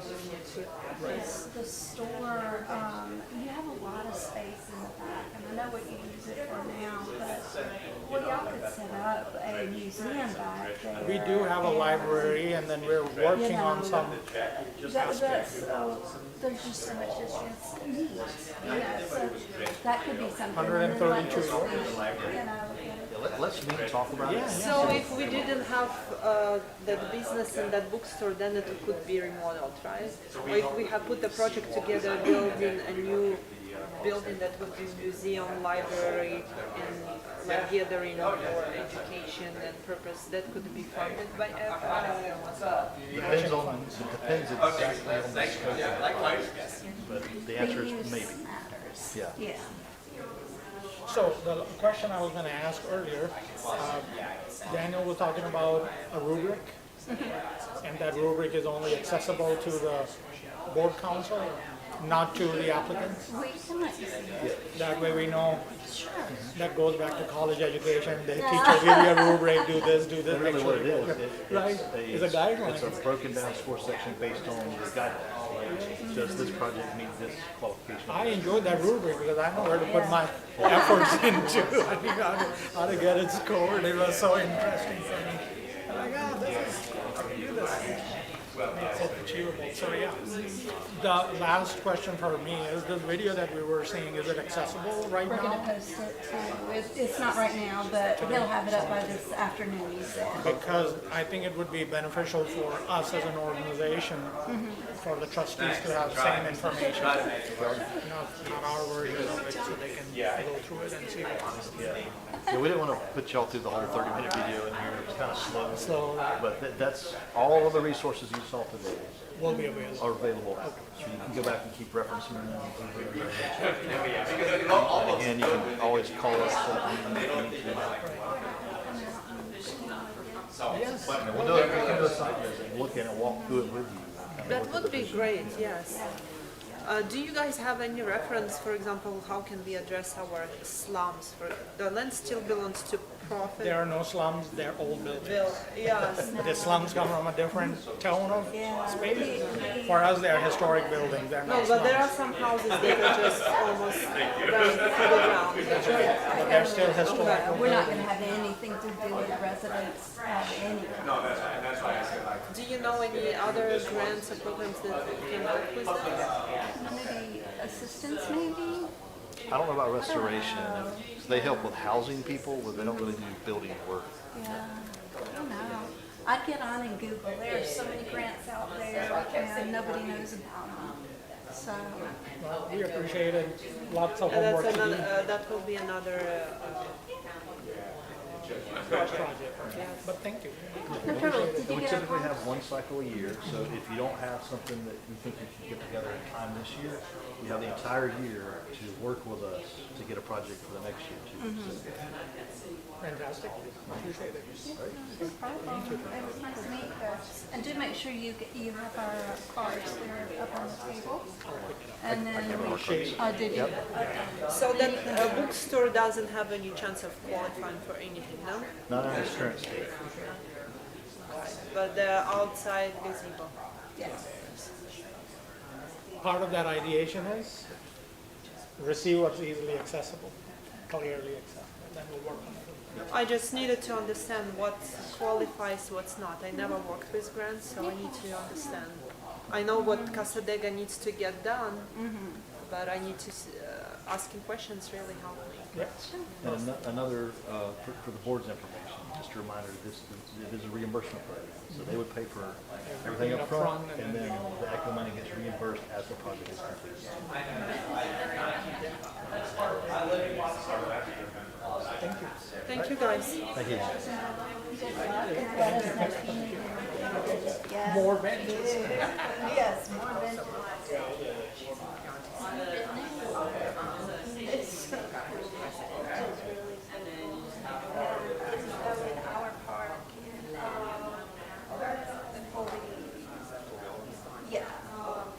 Their house was taken off, but the steps are still.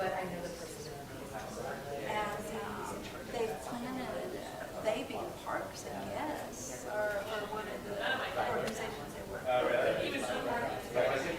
They just planted oranges and grapefruits, and so the community can come and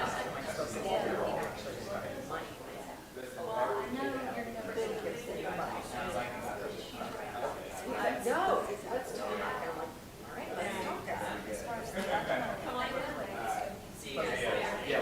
and your employees are coming through there every day.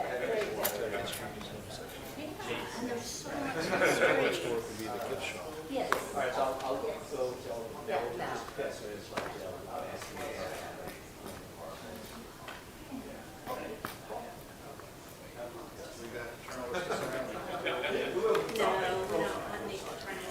They do. I've been dreading this. And we do have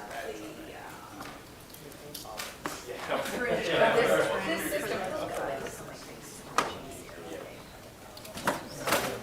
other meeting. It's time for us to meet then. Yeah.